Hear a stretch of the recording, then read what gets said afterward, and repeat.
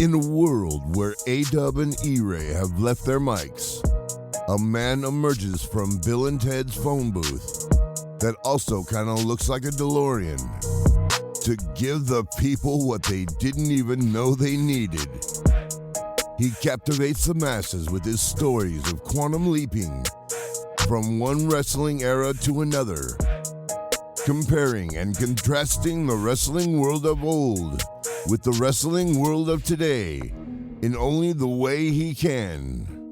Ladies and gentlemen, Let Me Book the Territory proudly presents The B.A. Show, featuring Sean from Fourth Rope Wrestling, powered by the Embrace the Turn Up Network.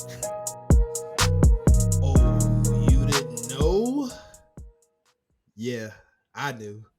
I knew that it is time. It's time for the greatest side pod in all of mankind. Ladies and gentlemen, it is I, BADBIC, aka Black IRS, aka the Beef of the East, B.A. Bigelow in the building, bringing the people.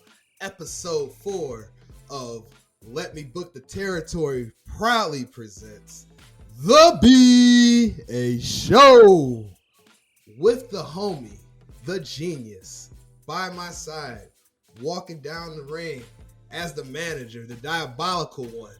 It's your boy, Fourth Rope, Sean in the building. What's going on, homie? Hello, what's going on, man? It is me, Fourth Rope. My name is Sean. You can call me Sean, Glock Lesnar, Fourth Rope. Really doesn't matter at this point. I got a lot to say about this one today. I thought we were gonna get because this hello ladies like Val Venus. I was like, oh shit, all right. Hello, ladies. There it is. Yeah, I got it, bro. Trust me, we can do all the impressions over here. All right, so thank you for having me on, man. It's a pleasure. Again, this is the BA show. Let's get into it, man. What we got today? Oh man, with the soon to be premiering in a couple days, AEW Collision, with none other than the most controversial figure in wrestling in the last 10 years, CM Punk, appearing back in AEW, and the aesthetic of this new show, the logo, the feels, it's bringing back too much nostalgia around Monday Nitro. And I figured it would be no better time than now, as me being the Attitude Era, new generation person that grew up in this era, to talk about probably, I'd say, without a shadow of a doubt, the most successful time in the business as far as money, as far as casual eyes being on the product, as far as ratings. That time could be none other than the illustrious Monday Night Wars. So that's what we are getting into here today, folks. The Monday Night Wars. I know that's this particular period of time is held to a high standard. Some would argue too high of a standard when you really go back and dive into what was happening during this time, as far as the wrestling, the storylines, the stuff backstage, so on and so forth. I think that at the time, I wish somebody would have pinched me and said, hey, dog, this is not ever going to really happen again in your life. So, yeah, I think that this episode, or this time frame, definitely deserved its own bubble for us to get into. Not just Nitro, but what made Nitro, which was the war itself. Because without the war, Nitro would have never existed, y'all. Did you know that, Sean? I did actually. So this is one of the things I'm actually pretty okay versed in. Okay. Because this is one of the things that I caught on very quickly to when I first started really getting into wrestling and like the older stuff that I wasn't around for really.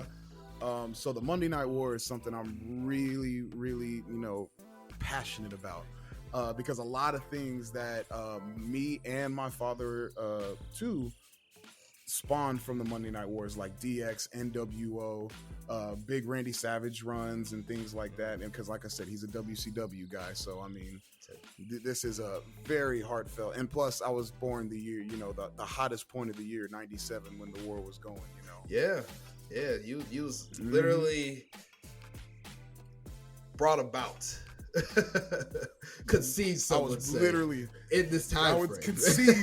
conceived in a war. I'm conceived in a war. Right. Child of warfare. Right. Yes. I'm yes. a child of warfare. Modern warfare. Shout out to Call of Duty. No cheap plug. I would love them to be a sponsor. But anyways, yes. The beginning of the war. You are not lying. I know most people would have been like, wait a minute, Macho Man, a WCW guy? Yeah, when we look at this bubble of time, even though Macho Man made his name in the WWF as the Macho Man Randy Savage and the Macho King, shout out to that time frame when he was a huge heel. He was a WCW guy. And I think that's a good point at us to start in the discussion of the wars, because that's what really started it, was him and our favorite / not favorite wrestler of that era, Terry Hawk Hogan. Hawk Terry Hogan, whichever you want to call him. Hawk Terry Balea Hogan. Hulk, that doesn't work for me, brother. Yeah, Hogan. and if you watched that show a couple weeks ago from when this airs, Rich and Shameless on TBS, boy oh boy, we were reminded why people hate Hawk Hogan. Yeah, those that tape did not age well. Still rough to hear him saying the things he said. I don't know how you still try to backtrack off of that. But anyways, back to 1994 when these two gentlemen arrived in WCW. These guys were always Vince's guys. They were always number one, number two for a long period of time in the WWF. Some would argue that they made that place what it was as far as what the in-ring product was synonymous with as they grew that brand. So in the early 90s, as Vince trying to get away from the cartoonish nature that was the late 80s and mid 80s WWF with Hulk Hogan leading the way, they wanted to get more of a direction of putting on the younger guys, the new generation, so to speak, and trying to present a shrunken Hulk Hogan, no pun intended, because of what was going on in the news with the steroid trial. It wasn't hitting the same as it was when Hogan used to pose at the end of the shows at WrestleMania 1 through 9. So with that all being said, it was time for the guard to change. And, you know, that doesn't work for Hulk, brother. So he wasn't having it. He was going to quote unquote retire. Hulk made a bunch of terrible movies that I think would be funny to do a watch along with at some point.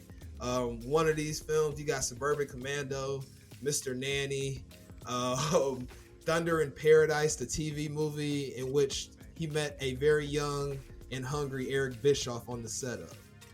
That show or TV movie, whatever the fuck you want to call it, was being filmed right on the backlots of Universal Studios, which is where WCW Saturday Night used to be filmed as well.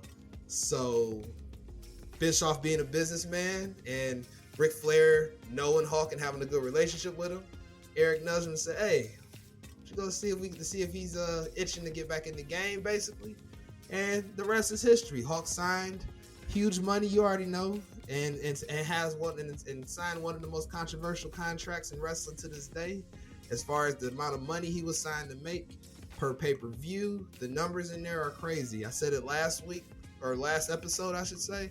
If y'all can go check his contract out, it's wild, because you will never see another one like it again in wrestling. I can promise you that pretty much.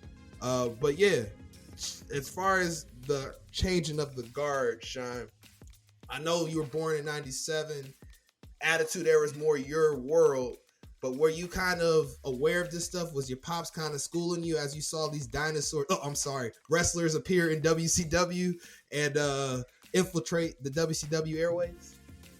Hell yeah, man. Like, I said it on, I think it was, I don't know if it was the main pod or if it was one of the side pods, but when I first saw WCW, I didn't understand it because when I first got introduced to WWE, all these people that I saw were wrestling in WCW. So I thought it was like a name change or like the same company, different show or some shit. But seeing Hulk Hogan go from the 85 Hulk Hogan, you know, type the 80s Hulk Hogan to the 90s Hulk Hogan, which is a little more slimmed down, and then going heel at the same time, really awkward for him. So seeing the shift in all of that, just reliving it, going back when I wasn't actually live, it was just really awkward seeing Hulk Hogan at first, because I got eat your vitamins and say your prayers and the yellow and red, and then seeing Hollywood Hulk Hogan, way different thing, man. Oh yeah, and to not bury the lead, but that is probably the injection that nobody saw coming, but it basically elongated his career. Because I really wonder, and the big what ifs of wrestling lore, with the what if John Cena ever turned heel questions that a lot of people from your era of wrestling asked, Sean. What if Hulk Hogan never said, let's just get rid of the red and yellow? What if he tried to make that work and never tried to change it? I don't think you get the Hulk Hogan in which that comes back to WWE when the whole war is over, and him stretching out his career for a couple more years, even though he kind of retired the whole NWO gimmick after they kind of killed it at the beginning of the 2000s when WWE won the war.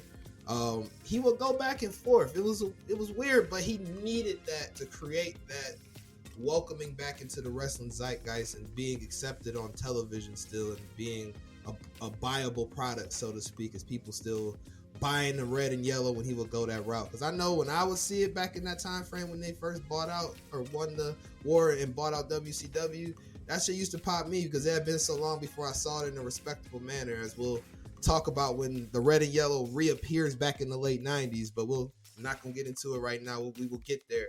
But to stay on task, you got these big names coming into WCW. With Hawk, if he's showing up, he's got to get his friends, quote unquote, paid too. So then you have the likes of brother Brutai, the Zodiac, aka Brutus the Barber Beefcake. You see the Nasty Boys appear in WCW. Jimmy Hart, of course, there to get his bag too. So you see all of these retreads, and I know I'm forgetting a couple more too. You got Boss Man coming in there. There's a lot of old WWF guys appearing on WCW.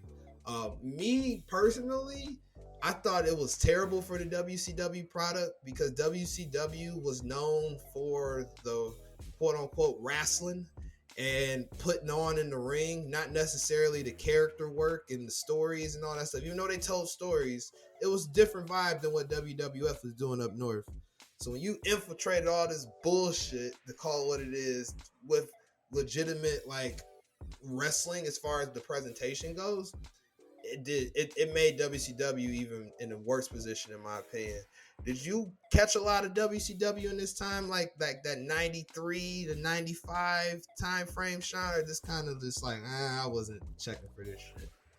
I watched it. I went back and watched it. I watched a lot of WCW because I was interested in what it was and I wanted to get my wrestling knowledge on. Okay.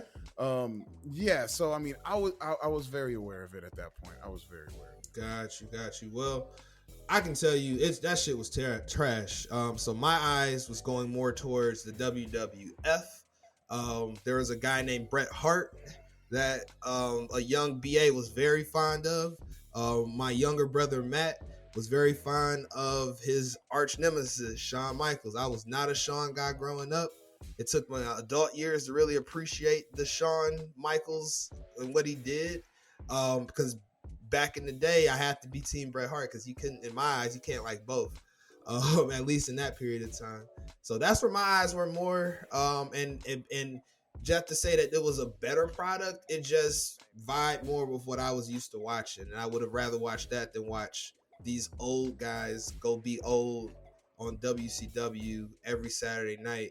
And sometimes on Thursdays when they would run Clash of the Champions, I guess the PLEs of old, because they were free and would come on TBS. And you ain't have to get moms to break out the debit card or whatever to call the cable company. So it was a different demographic, man. It was a different demographic. Like I said, the older cats like the WCW. I mean, I could tell. Facts. And then, a lot of the younger audience liked, the WWF. So that's just kind of really how it was. Because, you had the people like, the Shawn Michaels with the young, flashy representing the kids. And then you got the old freaking Nash and Hall and Hogan and things like that still trying to put on all these matches. And it wasn't fresh. It seemed like a reboot, so to speak. It wasn't fresh at all. Yeah, and Hogan came through and, like you said, put WCW in a bad spot. Yeah, because he was putting himself over in a lot of these things. Him and Ric Flair had a lot of matches. Diesel and Razor, aka Nash and Hall, they were coming up in WWF at this period of time, like 94, 95. They were I could say Razor was like the king of the mid card as far as being the IC champ and having those wars with Shawn as he was being elevated. And Diesel, he got the rub. He got the rocket strapped to him. He held the WWF title for like a year. I didn't realize it until I saw that that graphic. The Roman Reigns? Yeah, for Roman. Yeah, and shout out to the Bloodline and that whole thing that Paul Heyman put together. That was a great piece because there were a lot of champions, i.e. Lex Luger. I had no idea they held those titles that long in the 90s. So that just tells you, like, when you don't have the weekly shows like they didn't, because Raw didn't come out till 92. And as we're about to talk about now, Monday Nitro doesn't appear until 1995. So those title reigns don't seem as long when you're not seeing it on your TV every week, let alone twice a week like we do now. So with that all being said, 1995 arrives. Billionaire Ted's like, hey, I'm sick of playing with Vince. I'm about to get it serious. We about to go after him now, because back in the day, occasionally, and I don't remember this, but I could see this happening because of wrestling and how it was kind of marketed back in the day. TBS and TNT used to run WWF here and there. I was shocked to hear that, but when I think about it, I probably saw some of that stuff, because on Saturday mornings, as everybody over, I'd say, listening to this over the age of 30, Saturday mornings used to go in the early 90s. You would get done with your cartoons, or when you wanted to go back and forth with the cartoons, you had WWF Superstars on. When you got a little older, they would run Livewire. Shout out to people that remember WWF Livewire. It was the show where they would be like in the newsroom and talking about all the current events and shit. Stuff you may have missed on the house shows and stuff that happened. Like, for example, when Diesel beat Bob Backlund in 10 seconds on a house show in New York to win the WWF title, I found out on Livewire. That was a great show, way ahead of its time. So I say all of that to say there wasn't a lot of that weekly programming. So Ted was like, you know what? We about to get into game 2. We about to start a weekly show. So he literally said, Eric Bischoff, here's a check. You got 2 hours every Monday night, 8 to 10, TNT. The cool thing for them, at least, coming on at 8. You know what time Raw starts at, Sean? At least back in the day, used to start at. If you don't remember, it was 6 or 7, right? Our 7, 9. You're in Texas. I guess that's right. It'd be 7 o'clock your time, Central Time, or was you're on Central, right? Yeah. So 9 o'clock. It was 9 o'clock in the East Coast. Raw used to come on at 9. We'll go from. Oh, so they had a jump. Yes, they had a jump on them. So when it started getting real nasty, a couple years after Nitro premieres, they start playing games, and also a lot of Raws back in the day were pre-recorded, giving away results and shit on their shows. We're gonna get more into it, because that's more into as the boom period starts and the cattiness begins. But Ted technically got sick of being Vince's bitch and was like, yo, I want to fight too. So Nitro starts. It's I hate WCW in 1995. That's some of the worst wrestling ever. I can't even cap. There's nothing worse. And for example, I can go through the pay-per-views. Uncensored 1995.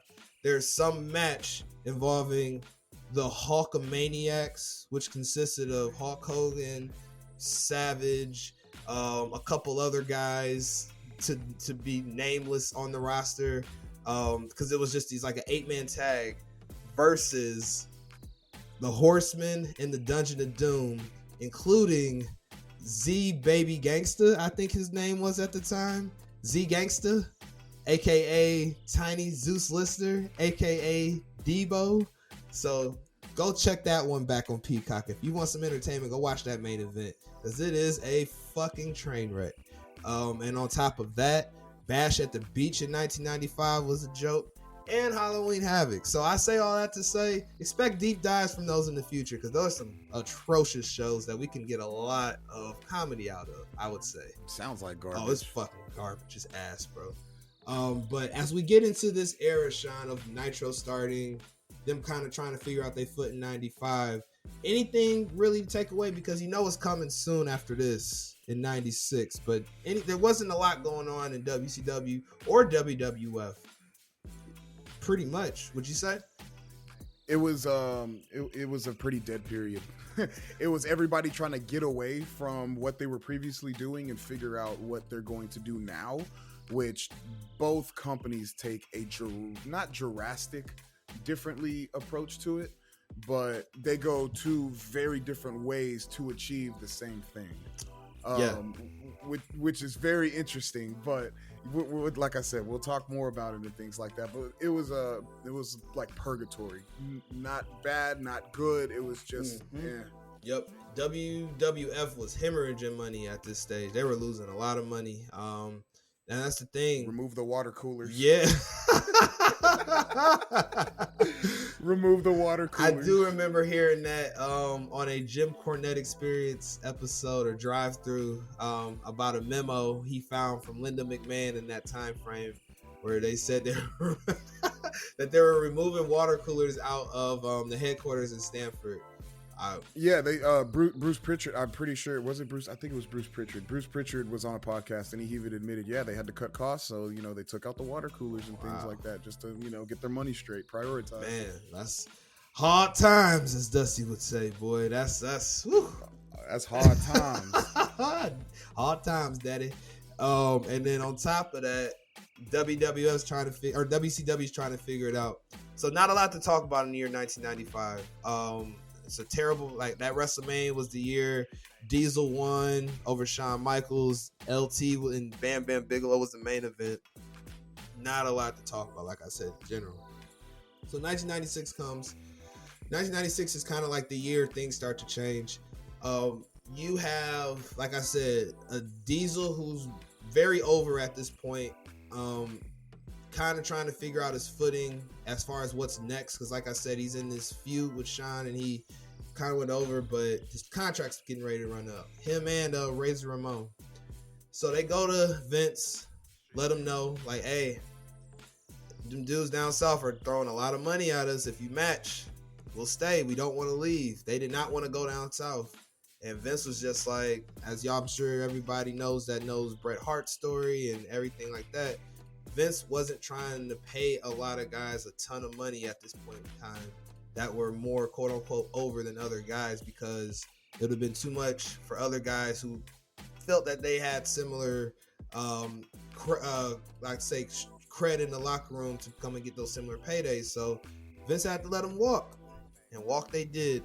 I think Diesel on the way out the door, because he knows it was Shawn's time. In 96 when he won at WrestleMania 12, beating Bret Hart. Shawn takes over WWF as far as putting the strap on his shoulder. But some would think that the Shawn Michaels era, the first title run he had, would have been pretty epic. But coming from a guy who saw even some things in person, I did go to SummerSlam in 1996. It was in Cleveland.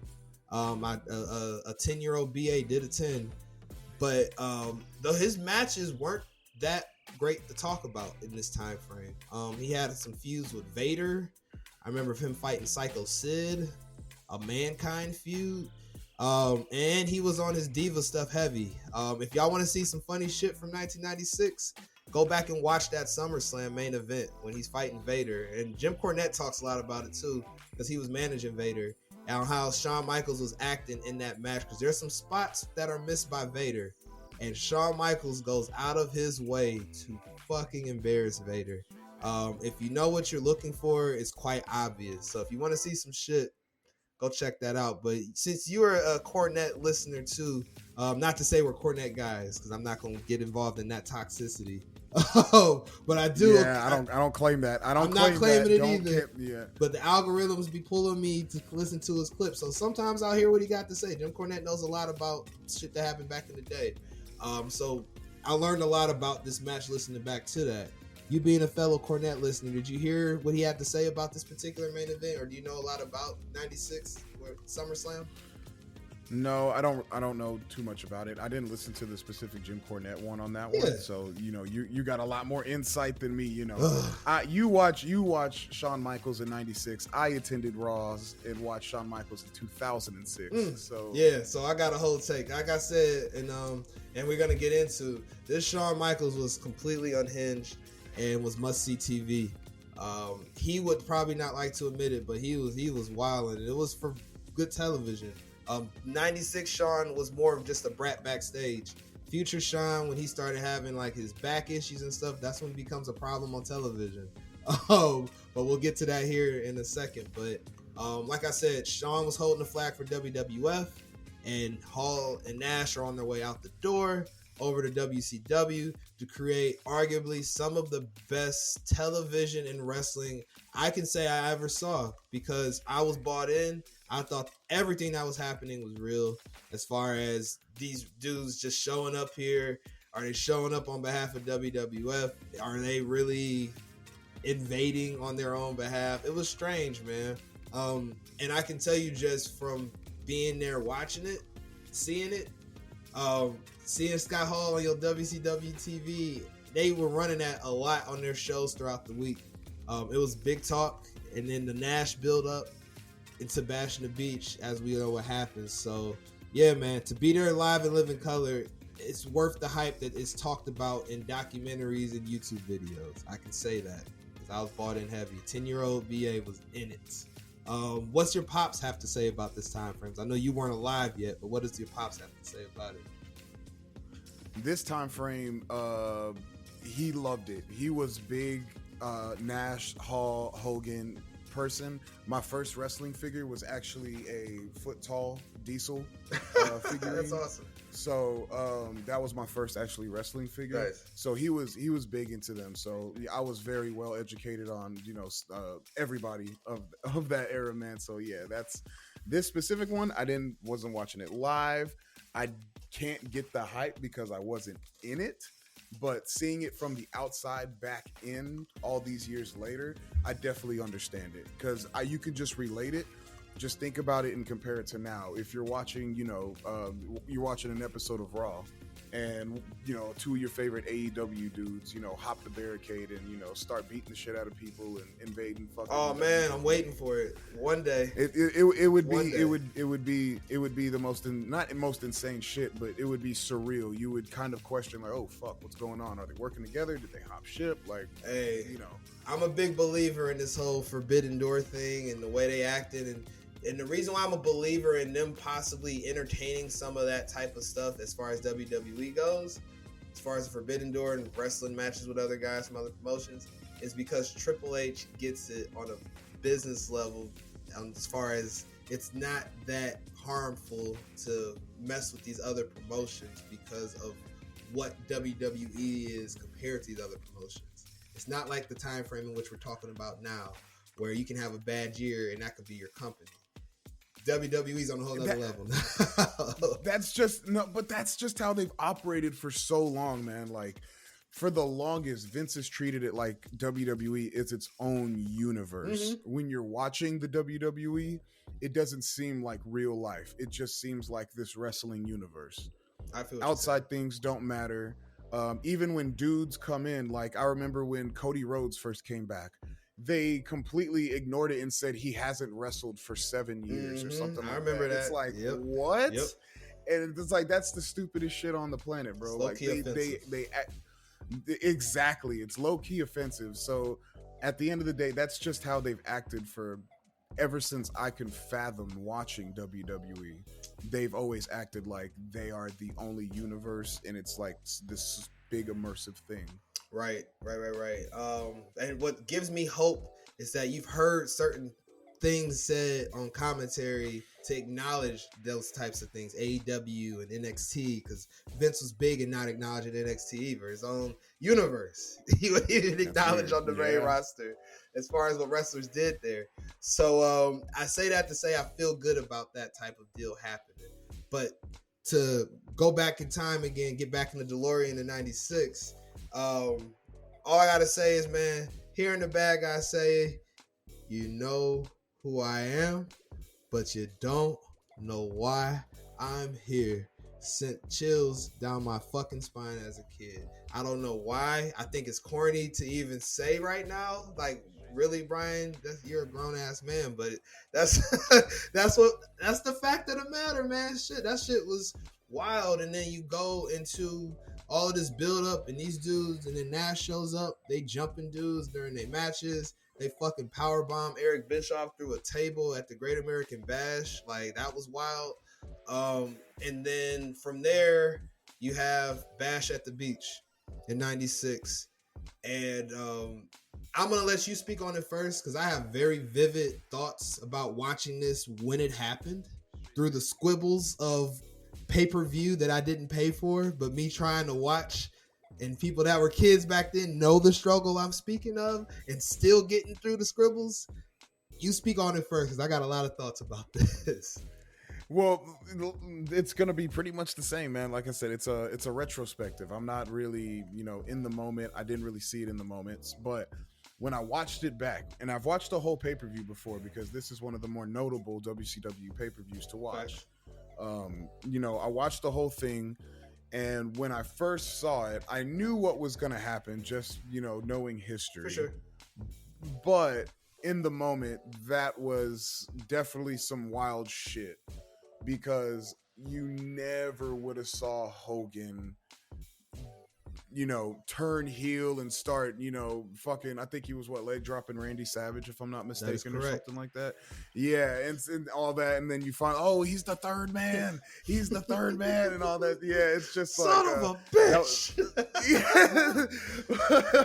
Why Hogan? Like, bro, it was great watching it back. So I could just imagine if I was 10 years older and I was able to be that age in that time, 10, 11 years old, watching that shit live, that would have been, the most lit shit to be in the world. I can't even lie. It's, you are not lying there. It was the most lit shit in the world. I'm gonna go back in time to sitting in my bedroom back at the house I grew up in good old Maple Heights. This wasn't a pay-per-view I ordered, just because it was Bash at the Beach. Nobody really expected anything big to happen. Like I said, I didn't even know to cut it on, unless it was just a pay-per-view. And me and my brother, if people know how cable used to be back in the day, the pay-per-view channels, if you weren't buying something on there, you can see through the squibbles of like on the TV. Like, you can see like the snow on the TV, but then sometimes you can see some figures, and then it will go away, and then sometimes you can see some stuff. For some odd fucking reason, this pay-per-view was playing the last 10-15 minutes of it, and me and my brother caught it, and we saw it all happen in real time, and we were shocked. I don't think we went to sleep that night, just talking about what just happened. Like, was that shit real? And man, them commentators was cussing. They was mad. Like, I ain't never heard no commentators cuss during a wrestling show. So to go back and the match was, man, it was a WCW 3-way match. You had, it was Sting and Lex Luger and Macho Man all wearing Sting face paint, which annoyed the fuck out of me. Versus Hall and Nash and the third man. So the funny thing is, like, you think you'll see this first man immediately, Hogan don't come out to the end. So that was funny, and then the shenanigans that ensued during the match, just Hall and Nash doing they too cool shit, then heel shit all the whole match, and then Hogan coming out like he did, and there was no doubt in my mind he was out there to fight Hall and Nash, and then we was probably gonna hear about who this third dude was the next night when Hogan returned, and for him to hit that leg drop and shoot up, and then see all that garbage flying in the ring at the end of it, and like I said, hear them commentators talking, that shit was everything, man. When my daughters get a little older, when they start asking more questions about wrestling, because they watch it, my daughter's about to be 4, so they understand it to a certain degree, but they just like the colors and the action, because WWE is for the kids. They're gonna ask one day, like, what made me want to watch this? So I'm gonna immediately just put that on, the last match, and be like, and explain to them why this is important. So yeah, that's very big in my wrestling like heart was that experience of watching that, because I haven't felt like that since then, and the closest I've ever felt like that was watching back the Pipe Bomb. I didn't watch the Pipe Bomb live, but watching clips of it and how real it felt, it took me back to that time frame. Nothing has made me feel like that since, and I don't know if anything ever will, outside of the scenario we just drew up with dudes from AEW possibly showing up in WWE for a Forbidden Door deal. But sign me up if that ever happens. But I'm glad I got to see this, I can say. So with this big event happening, now we get into the shits of the war, I'd say. We in it now. WCW, a lot of eyes on that product. I know a lot of people that were watching wrestling at this period of time. You have that remote in your hand, and it will go just pressing the last button. It's when Raw was on commercial, you back on Nitro, and vice versa. When Nitro started coming on at the same time as Raw was, they got so petty that they would come on at 8:50 instead of 9 o'clock, just so they can try to get in and tell you what's happening on Raw before it even starts. So dastardly shit by WCW, but I can't blame them, man. You got them down. You got to kick them. You got to put your foot on their throat, and they was doing a lot of foot on the throat shit, to say the least. But yeah, as far as the year 1996 goes for the WCW, it was their year big time, because it takes off in the 97, which is a huge year. But as far as 96 goes, I'm not leaving anything out. Or am I leaving out that one of Sean's favorite wrestlers came about in this time frame by the name of Disco Inferno? Am I right or am I wrong? One of my favorite wrestlers to talk shit about? Absolutely. Fuck Glenn Gilberti. He's on the list of it's Disco Inferno, Hulk Hogan, and Kane right now. So that's my three. Fuck.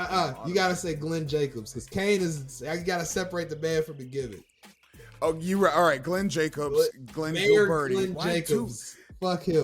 There's two bitch ass niggas named Glenn. That's so weird. And then Hulk Hogan. Yeah. So yeah, fuck Terry. Fuck them. With all that being said, but Terry was getting paid hand over fist once he went about this, and when you go into the lore of the third man theory, I don't know if you ever heard this, Sean, but did you know rumor was that they were gonna use Sting if Hulk Hogan backed out at the last minute? I'm sure you heard all of that, right? On these old head podcasts. Yeah, I heard they plan to use Sting, which would have fucked his career up. Absolutely. I don't think we ever would have got that the rest of that good Sting career that we would have had. Yeah, which I'm gonna talk about even more, because oh shit, yeah, there's a big old stinker here with that. So yeah, we I already kind of know what you're getting at. But yeah, like when all this NWO stuff happens, Sting kind of vanishes, bro, and kind of goes into like a recluse type deal. You don't see him for a grip until like spring of 97 is when we start seeing him sitting in the rafters. If not, maybe February of that year. I don't know the exact time frame, but there's like an entire calendar year, it feels like, where you don't hear from Sting. You see him here and there, but we don't know where he stands. So that was the whole thing about WCW, and then everybody else in WCW just getting their asses whooped on a daily basis, because the NWO is literally running these streets like everybody, a fucking gang. Like, you talk about gang wars and shit. This is where gang wars were created, and there was only one gang, and they was wearing black and white and whooping everybody's asses that was it.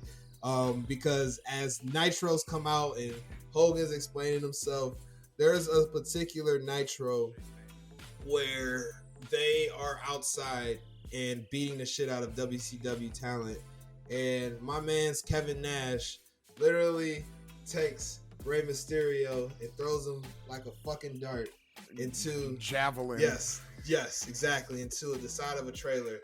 If anybody's ever seen Wolf of Wall Street, The scene where they get the little person and throw him into the target, the bullseye. I always think of Rey Mysterio getting thrown into that trailer by Kevin Nash. I want to ask you this though, Sean, as we kind of move away from 96 and get into the heat of 97, because 97 a lot goes down. Anything I'm forgetting, man?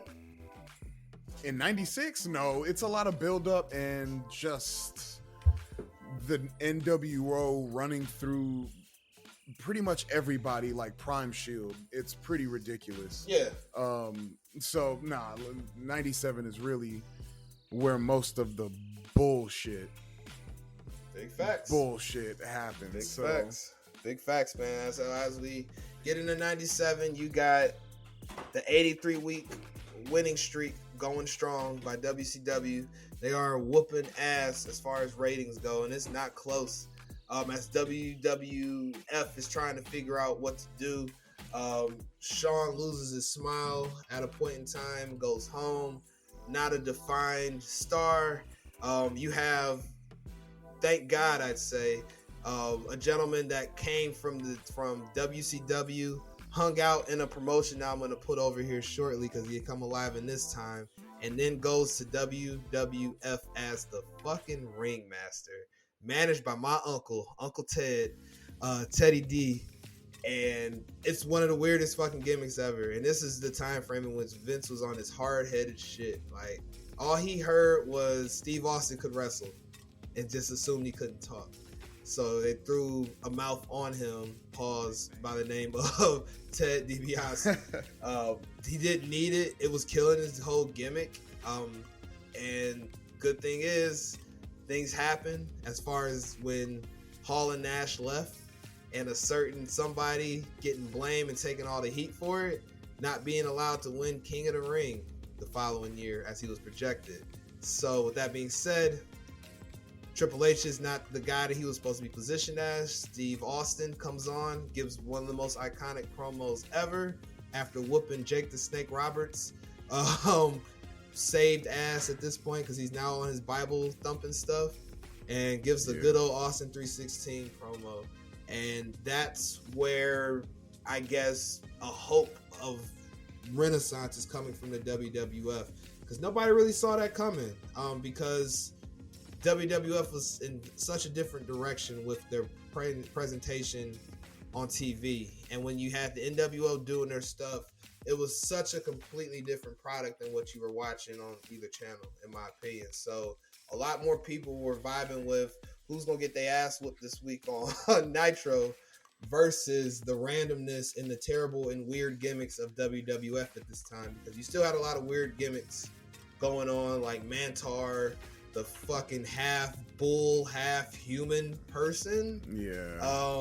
Rikishi as the Sultan.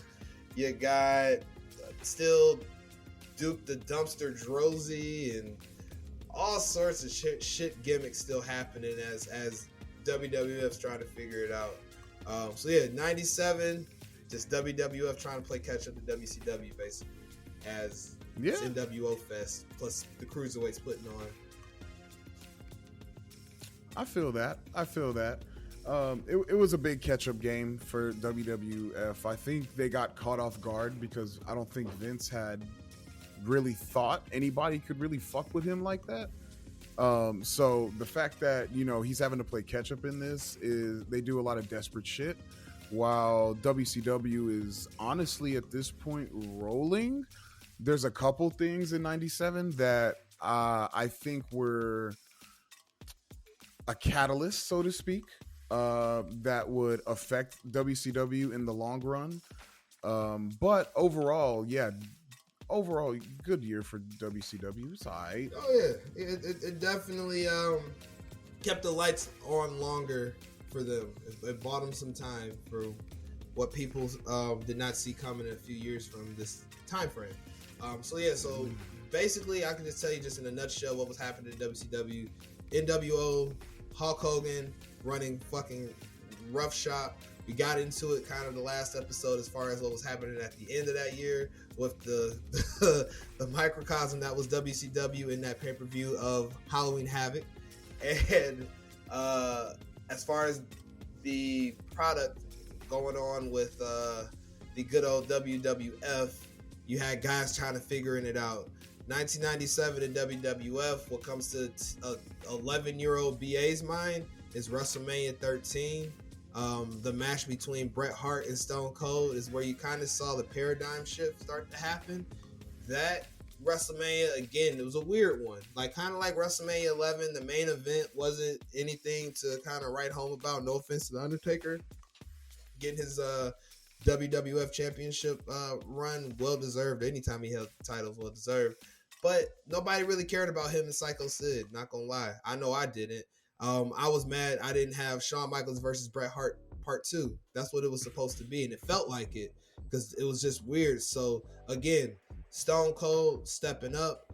Bret Hart loved working with Stone Cold because those two guys get pro wrestling and what psychology is and what it's supposed to do to us as viewers, and I was bought in. This was awesome, not just because of the obvious as far as this match, just the brutality of it, but you had a shift in how baby faces are looked at, and it's never going to be the same from this point. At the end of that match, you got Bret Hart, who's upset because he feels like Stone Cold should have quit. Stone Cold never technically quit. He passes out. Just like we saw recently from a certain somebody that's a student of this game at a Night of Champions. Shout out to the American Nightmare. But yeah, Bret Hart's pissed. He does heel shit, but he's like, you shouldn't boo me because I'm doing this because I'm a good guy and I'm sick of it. So you got Bret Hart getting booed, the big boo birds on the way out of the door, and Stone Cold getting the hero's welcome, getting taken out by the refs, and then he wakes up, snaps out of it, and beats the shit out of the refs, and the people love it. What's your takeaway from this time from Sean? It's a match I'm assuming you're familiar with. It's an iconic match. Yeah, absolutely. It's a pretty iconic match. It's like you said, it changed the way a lot of things were looked at, as far as, like baby faces were looked at and things like that. And a pretty pivotal point for, Bret and Stone Cold, honestly. I wasn't live, like I keep saying. So retrospective, really good and pivotal point for a lot of points that go on in the war, so to speak, that affect a lot of different things. So yeah, man, it was a pretty iconic match. Yeah, it was.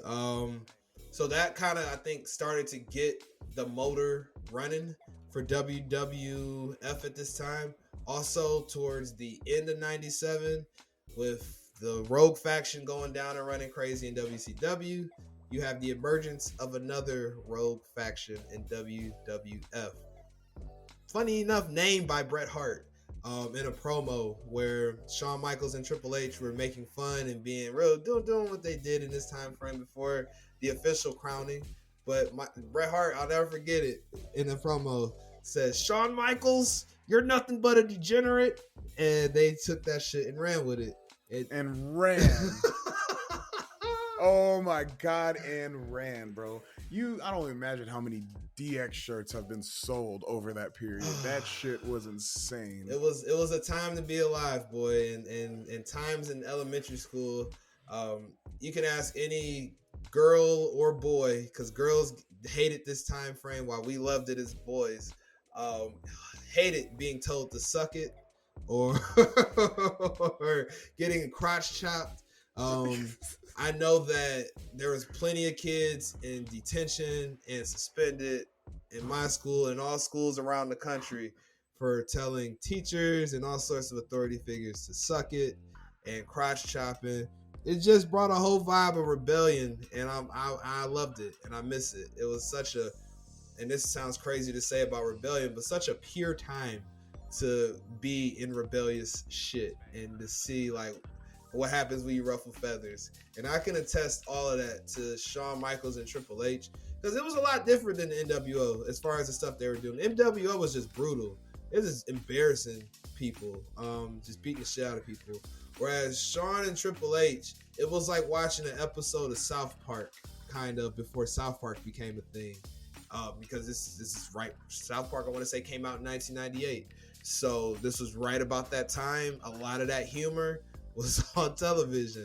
A lot of dick jokes, a lot of just sexual innuendo. Those dudes were the king of that shit, man. And I was probably shouldn't have been watching it and partaking in the conversation as much as I was, but hey, 90s, so it's what it is.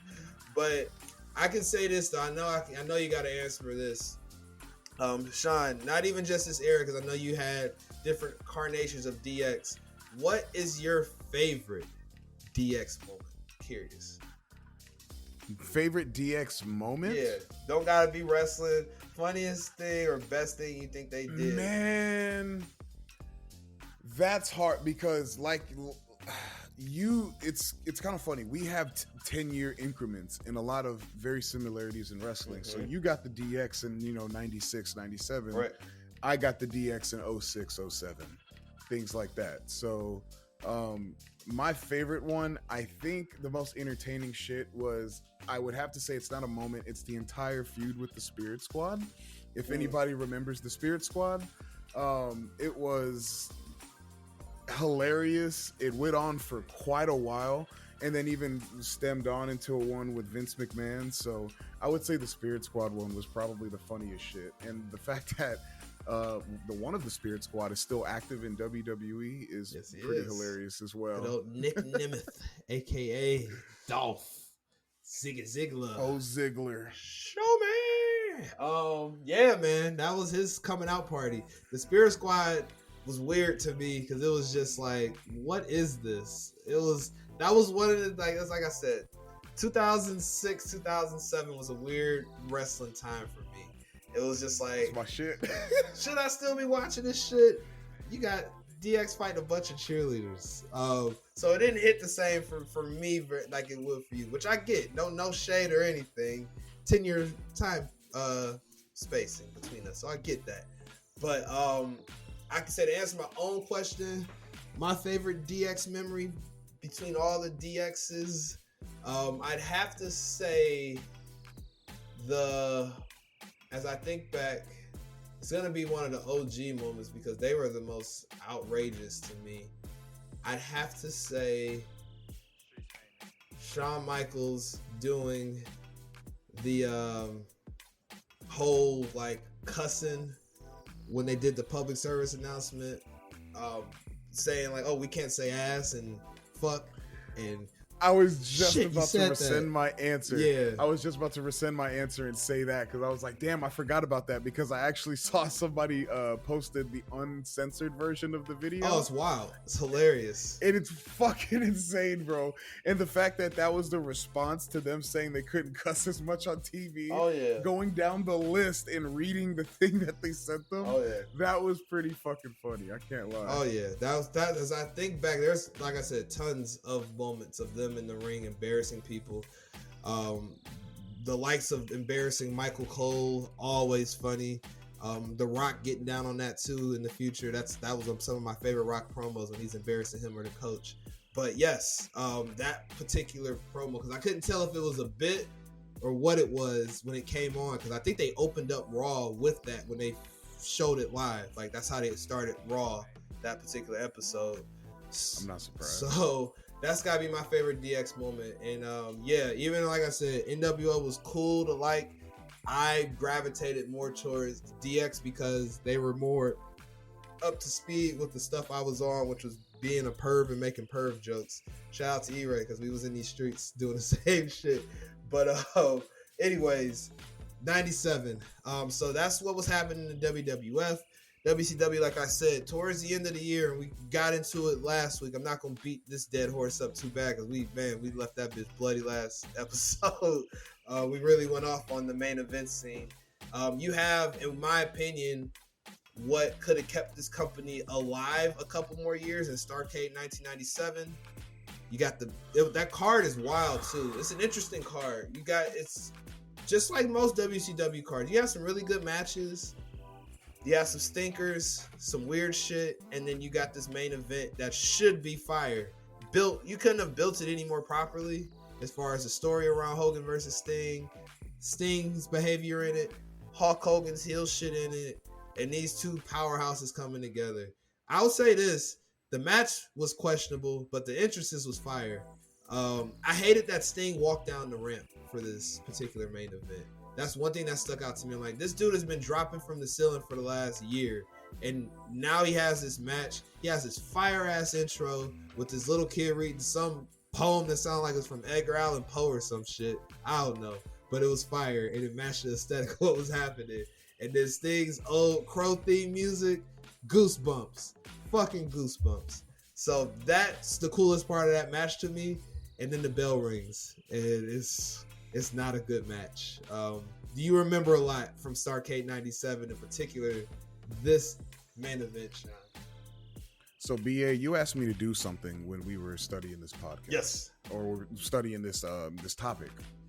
You asked me to make 3 stinkers, okay? And it's funny enough you came across this. If you see in my notes here, woo, I got Starrcade 97 main event. Oh, let's get into it then. Let's go. The very first, you see stinkers, and then right under it is Starrcade 97. Okay? This, I attest to the start of the downfall for WCW. This is where they started to fuck up, because have you heard why this match went the way it did? There was a and this came out of Eric Bischoff's mouth. Have you heard him say this? No, I'm curious to hear it, because I've heard Hulk's take on it, and he blamed it, of course, blamed it on the ref. Let me hear Eric Bischoff's take on it. This was supposedly what Eric Bischoff was talking about, and I've read this when I was researching. The ending was planned by Bischoff and Hulk outside of Sting's knowledge, really, because when Sting came in to talk about the match and things like that, he looked a little small, and in the words of Eric Bischoff, he didn't have the right tan. I think I vaguely remember hearing about this now. The tan. He said he wasn't really ready for it because he was a little too small and he didn't have the right tan. What's the right tan look like? I'm curious. Hogan, I guess. I don't fucking know. So look it at this basically skin, changed it.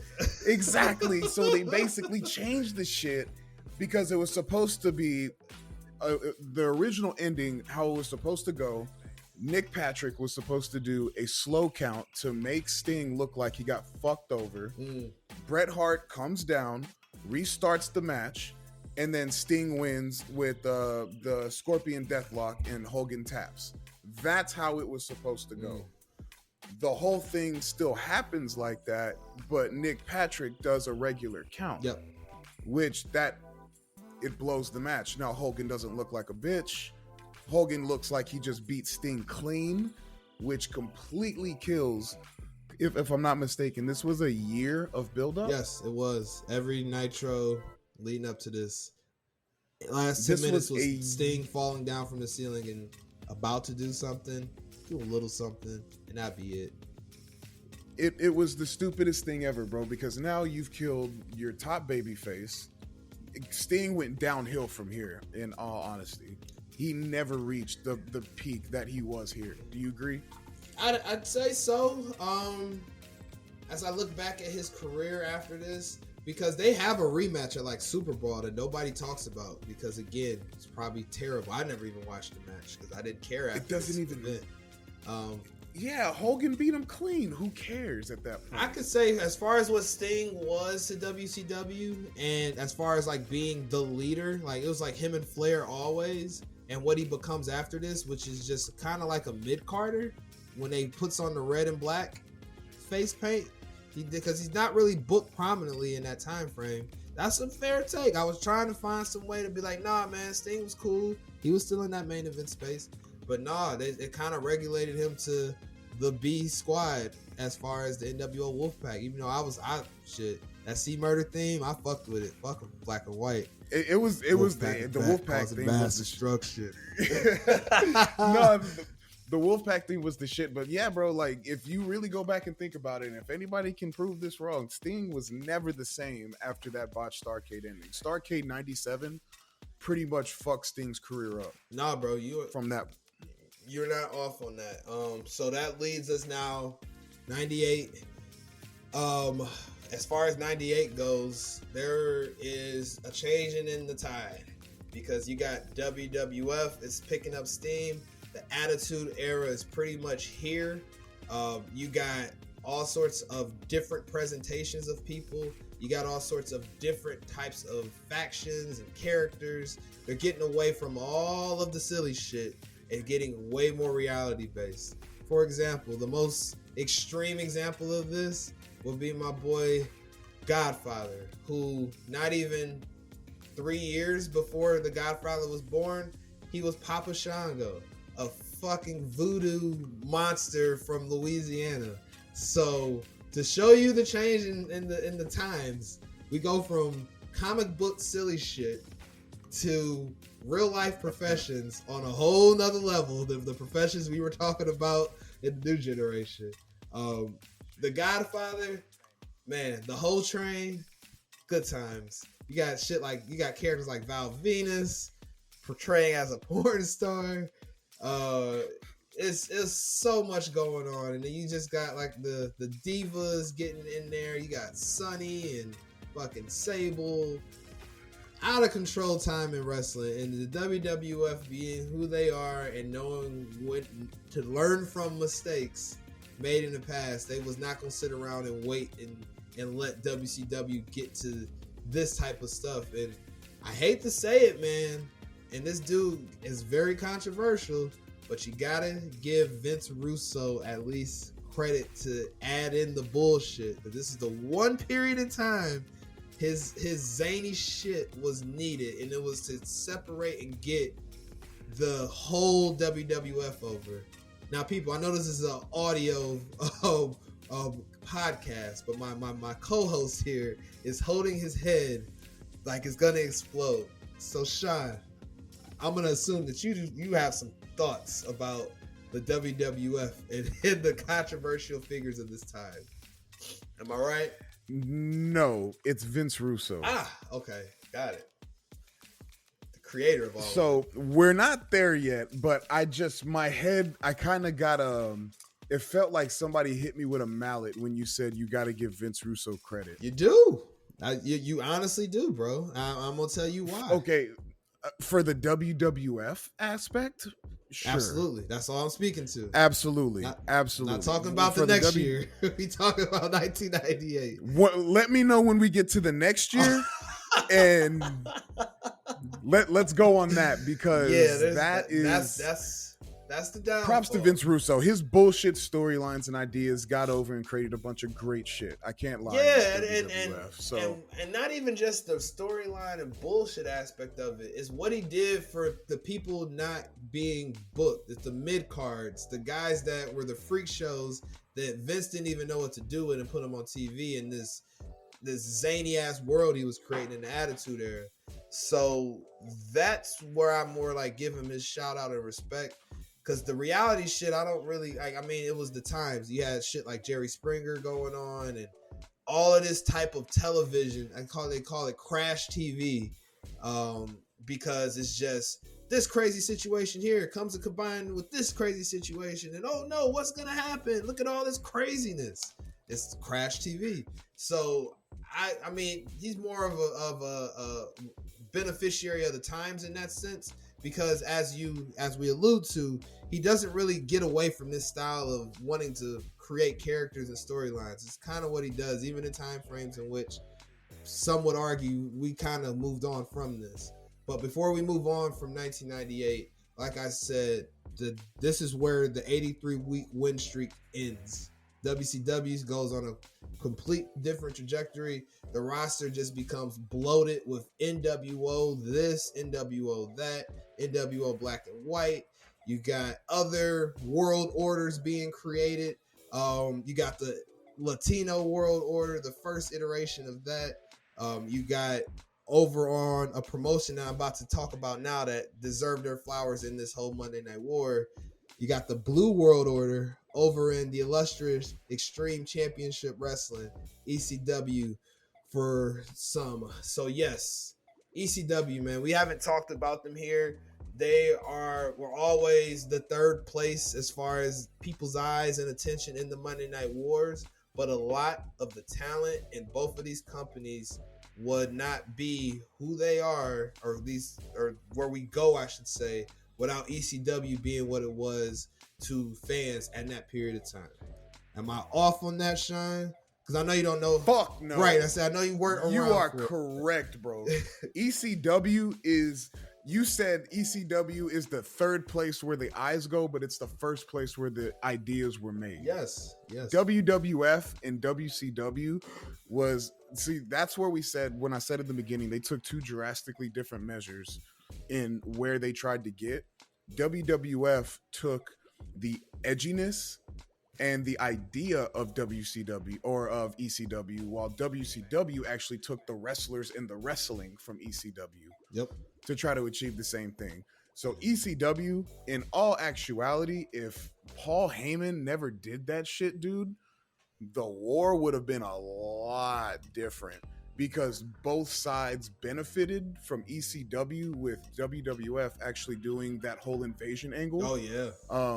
That is actually one of the gems on my list for the Monday Night Wars, is ECW and WWF collaboration. Nice. That was the whole angle, and then letting them go, sitting by the side, and then, you know, spitting beer at them and shit like that. Like, you know, the whole angle and the fighting, and then you got to see people like Sabu and Taz, Sandman, Saturn, Dreamer, you know, all on WWF television. The Dudleys, you know, in the tie-dye. This shit was weird to see.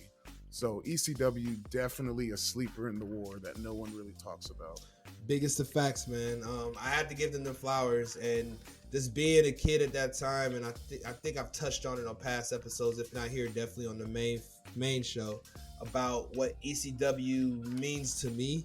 That was my indie plug-in. That was the only thing I knew about indie wrestling. And being in Cleveland, luckily we would get access through the local sports channel in town. You have to wait till 2 or 3 in the morning, sometimes even 4 in the morning, to try to catch it, because it was so obscure. Yeah. But they had trash TV slots. Oh yeah, facts. But I needed it, and me and my brother would wait for it. I was a big Taz guy. He was an RVD guy. I thought Taz, I didn't realize how tiny Taz was until he got to the WWF, because I thought the way he wrestled and the dudes he was wrestling, I thought that could be translated on television for the big boys. But nah, and I get why, but that's a different show, different podcast. But yeah, man, as I saw Sabu falling through a table this past a couple weeks ago on Double or Nothing, it unfortunately that had to happen for me to remember, like, ECW definitely deserves to be a part of all these conversations when we talk about the nostalgia of this Monday Night Wars, because they were fueling a lot of it either by them growing themselves as they got on cable television and had pay-per-views, and their pay-per-views were wild.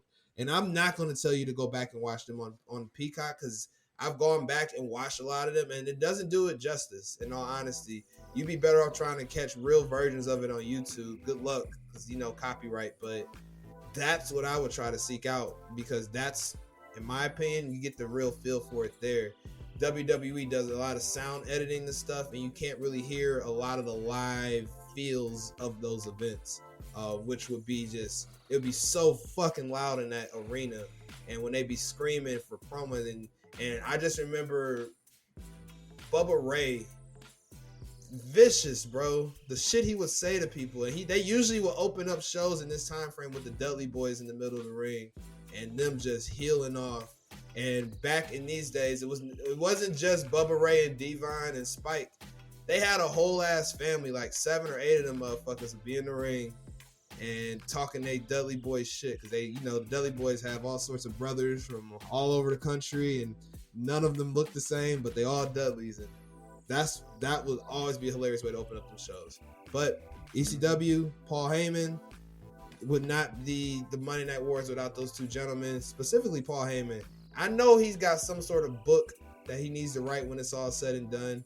Best believe I'm gonna be the first one to pre-order that, because I can only imagine the stories he has from the 80s and the 90s and then on from there, becoming who he's become, because he wasn't very well respected by a lot of people until like the last 10 years roughly. And WWF didn't want to deal with him. They'll make fun of him.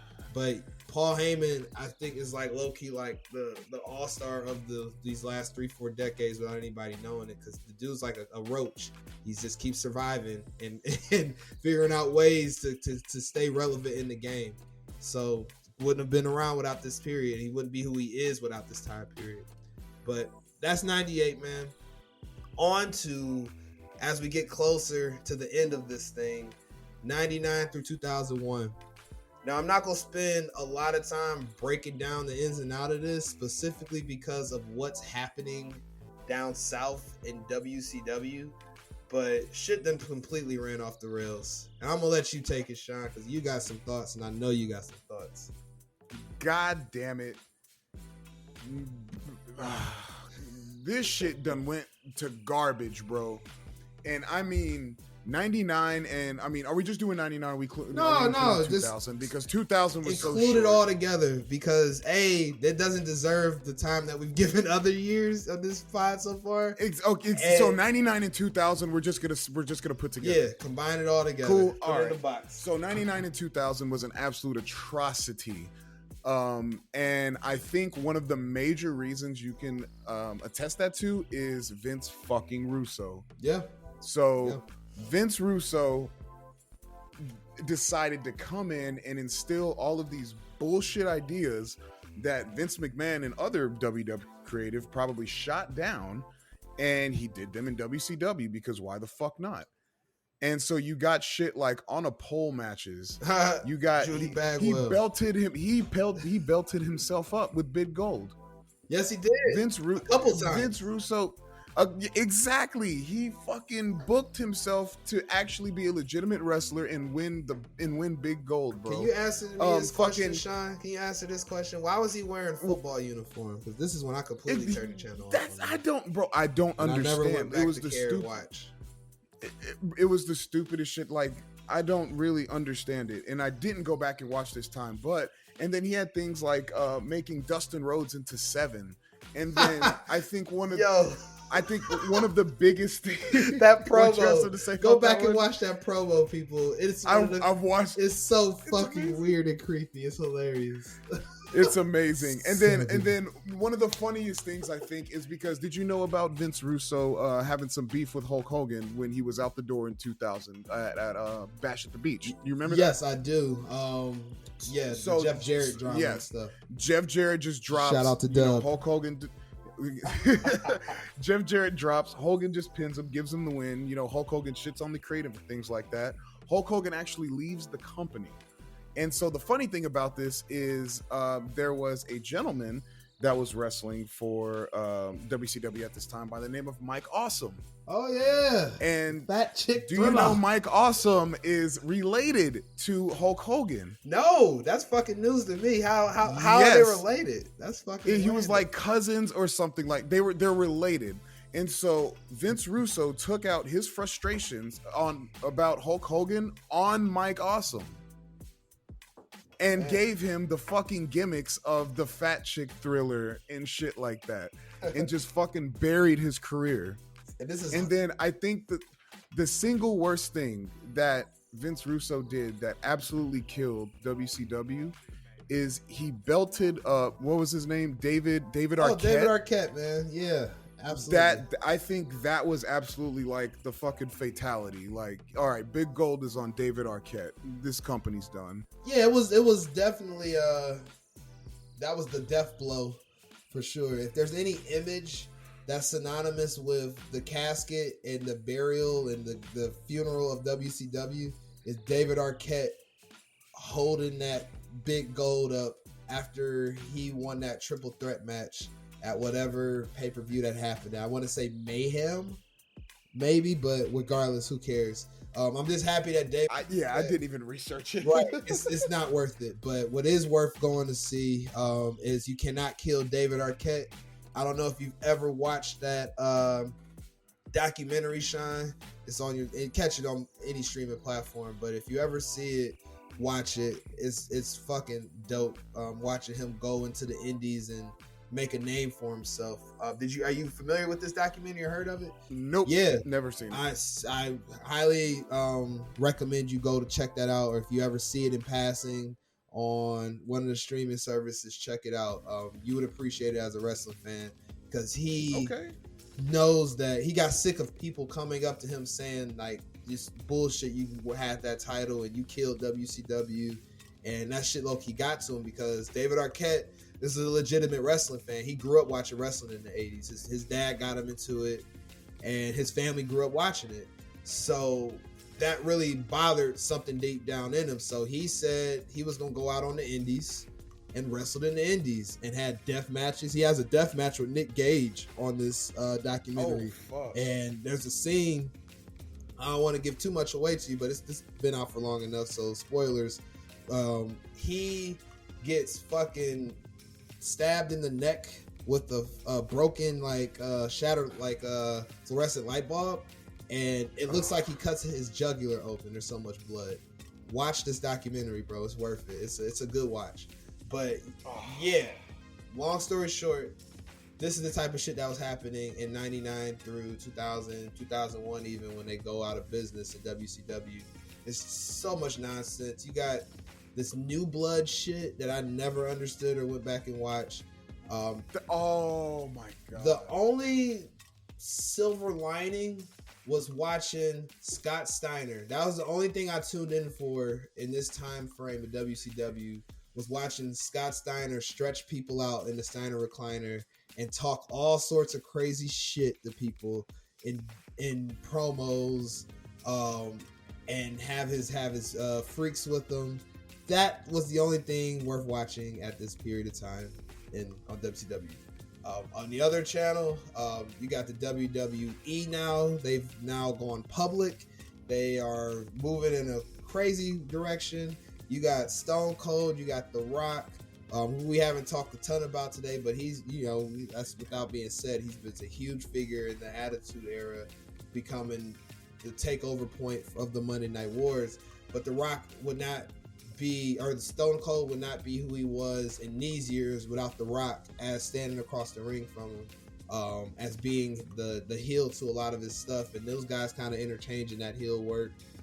Triple H always there giving people great matches. There was just so many people at the top half of the card, more than there's ever been in history, as far as people you believe in and you're okay with seeing go after titles. There was at least 15 people. That's unheard of, that you can take serious as a person you could see that deserves that belt.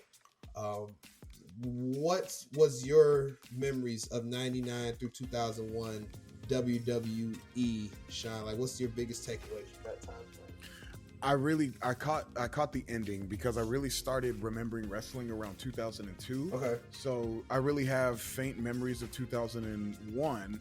Around the time of, after he bought him out and things like that, the absolute death of WCW and all the trash shit that they put out. So not too many memories. I really, am blank on this period, and I catch up more in, 2002 going forward. Gotcha. That makes sense, because there were definitely things happening in this time frame. I'm not gonna act like there wasn't. It was just they were progressing. You have more and more people coming in. I know later in this time frame, 2000, 2001, you get my favorite wrestler coming into the fold, Kurt fucking Angle.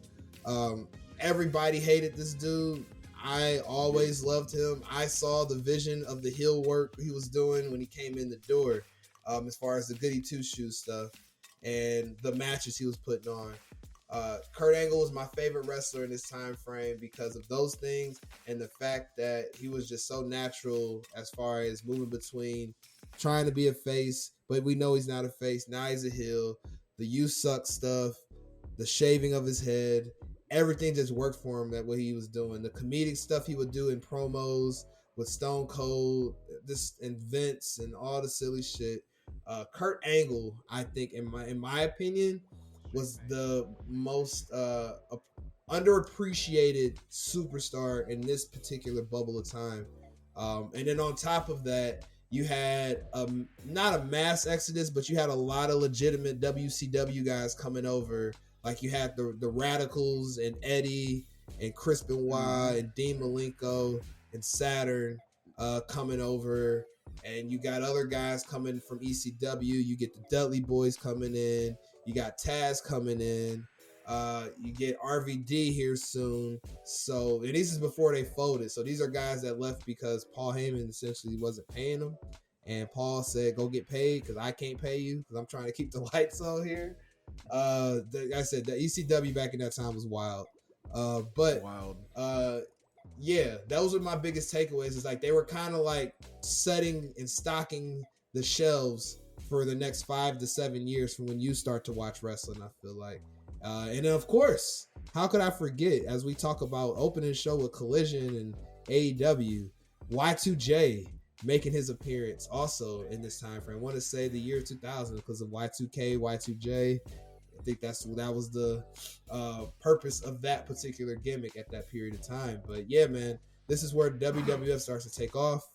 And as you said, at 2001, we get the eventual last episode of Nitro where Shane shows up. It's in Panama City. And then Raw famously was in Cleveland that night when Vince had that promo talking about he finally won. He won all the monies. I bought my competition. Yeah. Vince reminds me of that particular promo in Vegas Vacation movie with the Griswolds, and they're in Vegas, and they're at the end of it, they're in fucking MGM playing Keno, and they see that old man, and the old man wins, and before he dies, he says, I won the monies. I got all the monies. That reminds me of Vince in this particular promo. All the time, I always flash back to that scene in Vegas Vacation randomly. But yeah, man, WWF wins. They wipe their asses with WCW. Like I said, there's too much to get involved with. We can have a whole episode about the fall of WCW and go through those different events and matches and booking decisions, but I'm not trying to make this a 2-hour pod, I promise. So we're going to be off of that. But once we get to here, the war is over. We get probably one of the worst, biggest dropping of the ball. Because as a kid watching both of these entities growing up, and you see all of a sudden this rebranded WCW because they changed the logo up. They got away from the weird vagina they were using when they were just WCW. And Vince makes a dope ass logo. I thought that WCW in the all red with the black outline was pretty dope. And even more so, shout out to the YouTube channel Wrestling Bios because they were doing a breakdown about the Raw after that one where they start to showcase the WCW wrestlers, and the main event being that Booker T versus Buff Bagwell match, and the things that ensued around that match, and how Buff Bagwell was talking about how he was lied to by people backstage on how to behave on TV, but which was detrimental to him at the end of the day as far as his reaction goes. So and the biggest shocker was they planned to revamp Nitro and have Nitro compete with Raw on the same night through a divorce angle of Linda and Vince at this time. Linda was going to take over Nitro and run it in competition against Vince, but they were all going to own it at the end of the day. So that's what was supposed to happen.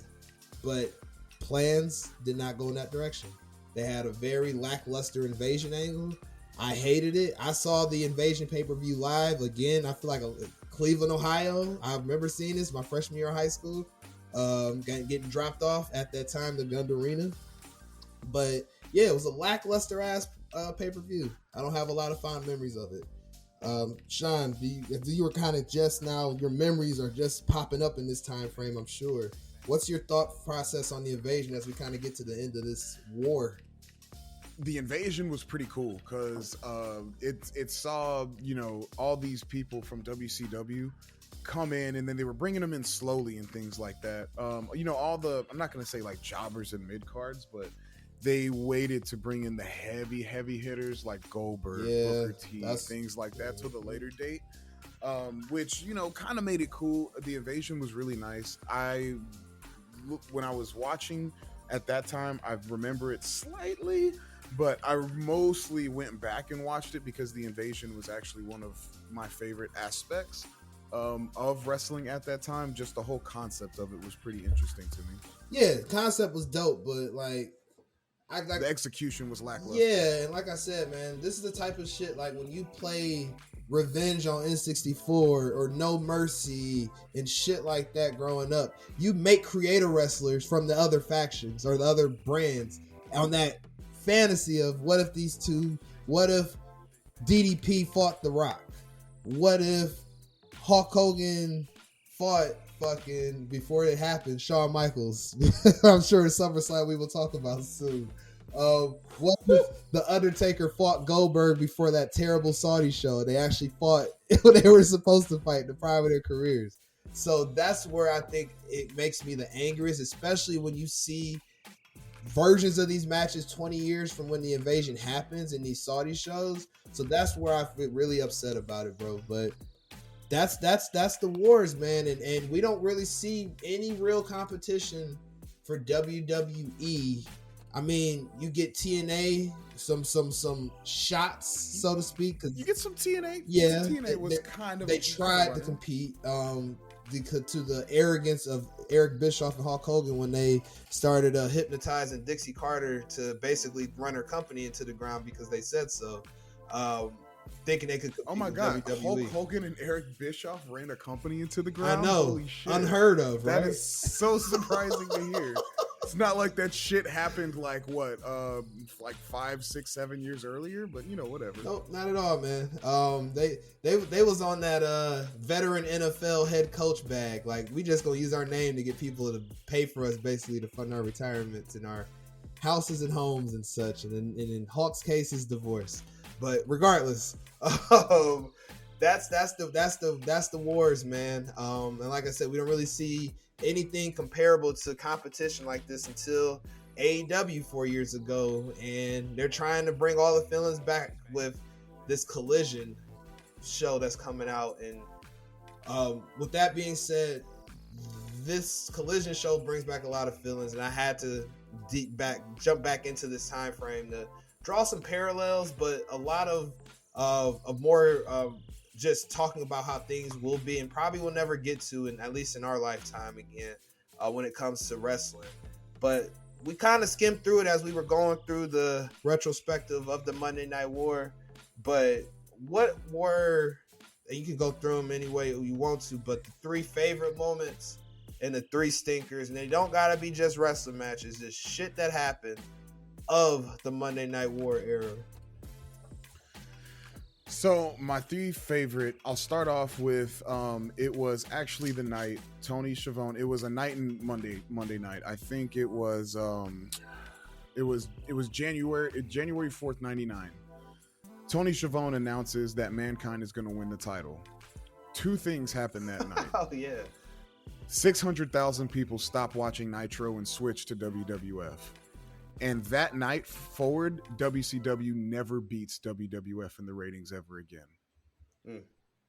My second one is, I don't know if a lot of people should know it that watched at the time, but the This Is Your Life segment from The Rock. Oh yeah, and Mankind. yeah, the celebration, the Rock and Sock. That shit was amazing. And that one, why that's one of my favorites as well, is it is the highest rated, till this day, highest rated non-wrestling match TV segment for wrestling ever.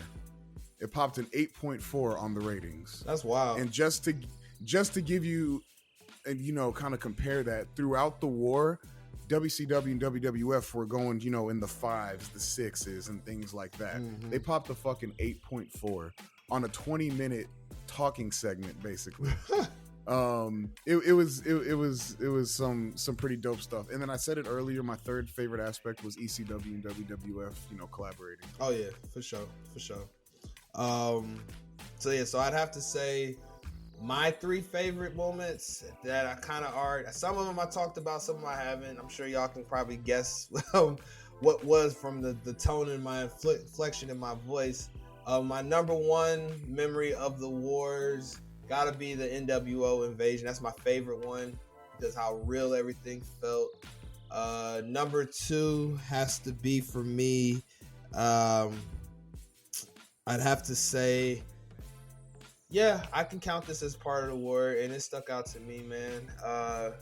That WrestleMania 12, it wasn't a big like marker on the string of events of what happened to lead the wars to the wars, but that particular WrestleMania, I watched a lot growing up. I had it on tape.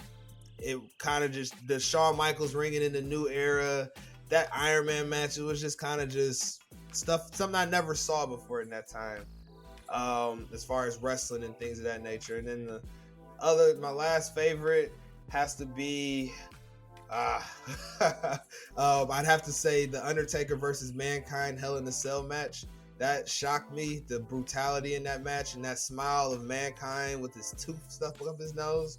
It's like the image that sticks out for me for the Attitude Era is him. And then they used to always play it before every event. The don't try this at home commercial they would drop. That was always the scene they would drop as a kid. So that just sticks out in my mind. Lives there rent free. Biggest stinkers, however, man. I'd have to say Vince Russo from 1999 to 2001 for sure. I'd argue the biggest stinker because that killed it for them. And this the terrible booking. Number 2 biggest stinker moment, I'd have to say WCW before the NWO invaded, when it was just all these old WWF guys. That was no fun at all. There's not one positive memory that I have from that time frame outside of what was happening on the mid card and the cruiserweight stuff. And I'd have to say my last biggest stinker would have to be I'd have to say how they handled the invasion. Even though it was the end of the war, that shit was shit. They'll never have an opportunity like that to recreate and make more money again for a long time. The Bloodlines right now is probably the closest to that, as far and then Super Cena doing the Super Cena stuff, but they couldn't have drawn as much eyes as they could if they would have just did that the right way and figured out a way to get those big stars that was still getting Time Warner paychecks into the fold. Vince got bread. He should have spent it. And he had just I know he had just spent it buying WCW, but Vince should have thought about the long term of what that could have did for the company. But he ain't hurting and he still was fine. But you know, I'm end of the day, it's BA DiBiase and I'm all about maximizing investments. So that hurts me to see from a career standpoint. But yeah, as we get ready to close out, two things I wanted to talk to you about. Since we talked about and we brought up the Monday Night Wars because of Collision, I want to talk about Punk, man. I want to get your thoughts on it as we kind of hop out of the DeLorean and get back in the present time. What's your honest thoughts on where AEW is at with this whole new show? Does a brand split work for them right now? Does it make sense? Tell me what your overall gut feeling is about Punk. And I think, in my opinion, the closeout of his career in AEW with this show, at least his in-ring career. Yeah, this is going to be the end of his in-ring career. Now, I'm not really sure of the motive of why they're pushing this hard for a Saturday show headlined by CM Punk. Now, he's a great wrestler. I'm a fan of him. I've been a CM Punk fan ever since, he hopped into, WWE and ECW and all that shit, that reboot, the shitty ass reboot, but CM Punk was a good part of it. Mm-hmm. I don't know if it doesn't feel like they need it, but at the same time, they went through all this trouble to get this dude back. So I guess they have to be bringing in something. He has to be bringing in something worth them to go through months of this shit, negotiations, and, having to book a secondary place just in case this one dude backs out. Like, it's wild. They canceled two shows because of this show. Exactly, man. It's pretty weird. So I guess they really do need CM Punk. We'll see how it goes. I don't know how a Saturday show is going to go, headlined by CM Punk, but like I said, we'll see. Yeah. To answer my own question, My sentiments are similar, but not all the way. I think Punk is back because I think they want the biggest pop that they can have possible at Wembley. I think they want that to be legendary. They're a 4-year-old company now. Even though I think they're kind of ahead of the curve, no matter who you hear that from and what they compare it to, because everybody wants to compare them to what WWE's doing so much. I honestly don't think it's fair because of the trajectory. It's like comparing a 5-star meal to McDonald's. They both do the same thing, but one experience is going to be completely different than the other as far as trying to accomplish the same goal of it getting full. So I think that the main reason why they're dealing with Punk, and I could almost see this being a negotiation in this contract. Like, I want my own show. I don't want to deal with this drama no more. This is what it did to me as far as the bullshit he's been going through. So I mean, I'm open to it. The most AEW I watched was when he was on TV. And that was also when it made the most sense to me as far as the booking decisions being made, not just in his stuff, but other stuff kind of around him too. So I welcome it. I'm excited to take that product serious again because I honestly don't like bashing them as much as I do when they're brought up on the main show. But a spade is a spade, and I'm not talking on this microphone to make friends. I'm just giving my wrestling takes and having fun with my homies. So if it's shit, I'm gonna call it double dog shit. And that's just what it is as long as I get to talk on this microphone. So I'm hoping I get to change my tone because the shit that CM Punk did when he was in the fold was amazing. I was just watching him in MJF's dog collar match the other day. That's the art of storytelling. So I'm hoping he brings that to that show. And since he's running it and the wrestlers that are going there pretty much have no choice but to deal with him and as some would argue, his old man shtick of let me show you something, I'm here for it, man. Pass that shit to the next generation. Some of these dudes need it. Last thing I want to do, rapid fire questions, and we getting up out of here. I didn't tell you to even prepare for this. I wanted to see your answers to these things. Rapid fire. So you got 5 seconds to answer all of these rapid fire Monday Night War centric questions. All right. Okay. All right. You ready? Yes. Favorite wrestler? Shawn Michaels. Most hated wrestler? Hogan. Most favorite faction? DX. Funniest gimmick? Disco Inferno. I thought she was gonna be your most hated wrestler. Favorite face of Foley? Dude Love. Favorite title? European. Oh, didn't expect that. Did you learn anything new preparing for this episode? I learned a lot of stuff new. I learned a lot of stuff new in the backgrounds mostly. How things were prepared and then what led up to it. Biggest disappointment from this era? The NWO. Oh, we're gonna have to dive into that offline. Favorite storyline? Surprisingly, it was Hogan and Sting. Interesting. The irony and closing. This rapid fire, so no expounded. Last question. Is this the best era in wrestling? Yes or no? No. There you have it, folks. I'm about to light this man up in his text messages because we about to get up out of here. There you go. No seriousness, folks. Thank you for hanging with us on another episode of The BA Show with the genius Sean from Fourth Rope. So yes, Sean, tell the people where they can find you. It's the name. It's the same shit every week, man. It's Fourth Rope. It's the same thing. I literally tweet to 70 people. So if you want to be one of those 70, go ahead and follow. Yes, go follow him. Go follow us at Let Me Book Pod, Twitter, Facebook, Instagram, letmebookpod.com, where you can catch this feed of all of the fire that we deliver to you every other Wednesday with this show, every Friday with the main show, me, B.A. DiBiase, the homie, E-Ray, the quasi bad guy, A-Dub, the tribal pod chief. Hear us every Friday, break it all down. But as we always say, this has been another episode, like I said, of The BA Show. Thank you again. And as we say, everything is wrestling. Too sweet me when you see me. And how the hell was this not the best era in wrestling? I'm about to find out, folks. Y'all take care. Peace out.